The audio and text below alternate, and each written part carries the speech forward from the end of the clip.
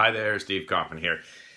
Today I want to talk about the 3 stages in language acquisition, picking up on a theme in my blog. Now, at the recent Portland, Oregon conference that I attended on story listening, Stephen Krashen gave a talk and explained what he saw as the 3 stages of language acquisition. The first stage is storytelling or story listening. That's in a classroom where the teacher engages the learners, and by being very animated and writing things and drawing things on a whiteboard or blackboard, meaning is imparted. Students start to pick up some meaning in a language that they are being exposed to for the first time, or at any rate are beginners in. So the first stage is sort of stories, animated by a very animated teacher, trying to connect the learner to the language.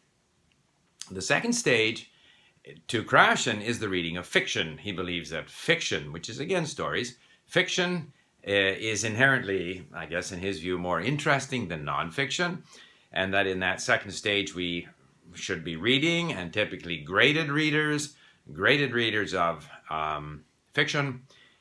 And that then would eventually take the learner to a third stage, which is sort of a stage where they can read whatever they want and really get into the language. Okay, that's Krashen's view. My view, and I of course can't claim to be as knowledgeable as Krashen, I can only refer to my own experience.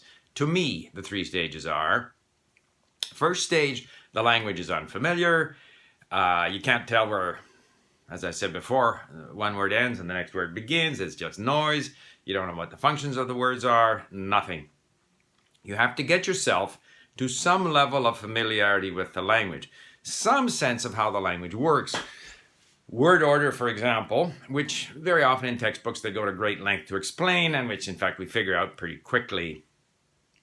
So how does the language work? The verb comes at the end, at the beginning. Adjectives precede or don't or come after the noun. All of these things we start to pick up on. We start to get we learn a few words.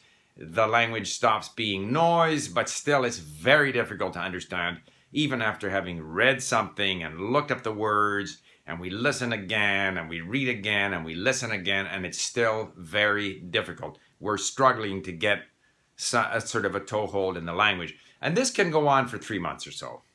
Okay, or call it 100 hours or 150 hours. Lots of reading and listening, the occasional flipping through a grammar book, not really remembering any of the rules, not noticing really a lot of the things that they say there about how the language functions, because again, the grammar is explaining something that we have no experience with. So that's phase number 1. The second stage is where we don't have to listen 25, 30 times to the same story. We get more meaning. We understand a lot of what we hear. We have accumulated more words. Maybe we have a few thousand words in the language. I'm starting to get to that level in my Arabic.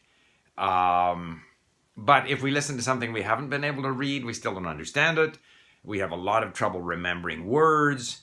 But we plow forward and dealing, again, sort of a mixture of content that's designed for the learner with more challenging stuff that we can really only understand if we're like on my iPad and I can look up words and so forth and then listen to it. And so, we're starting to become somewhat sort of confident that we are going to overcome the language, but still far from being able to function in the language. And that second stage can continue for quite a while, and maybe that's another couple 100 hours. It depends on the language. Obviously, Arabic and Chinese are going to be more of a challenge than, say, Spanish.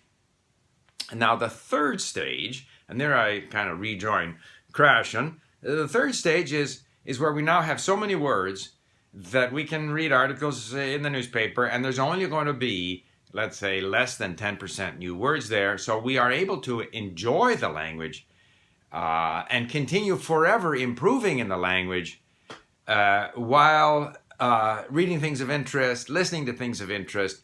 We have now engaged in the language. So if we look at these stages and relate them to the European, sort of common European framework, So the first stage is A, beginner, medium stage is intermediate, and I would say that even the final stage starts somewhere while we are still intermediate. You know, we haven't yet, once we're at B2, we're swimming. We're able to sort of operate in the language. We're able to speak to people. We have vocabulary. We have comprehension. We're missing things.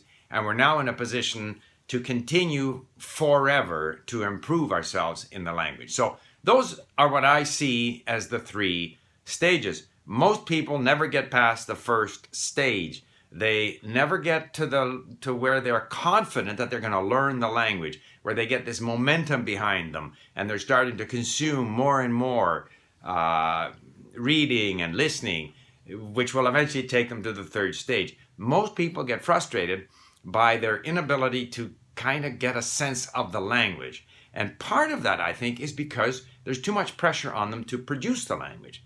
And so they are frustrated at their sort of continuing mistakes in the language.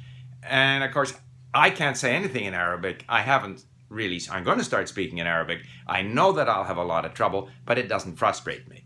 And I think if we can overcome this sense of frustration or inadequacy or concern about making mistakes, then we can move out of that first stage into the 2nd stage and then just continue and work our way towards fluency. There you are. 3 stages in language learning.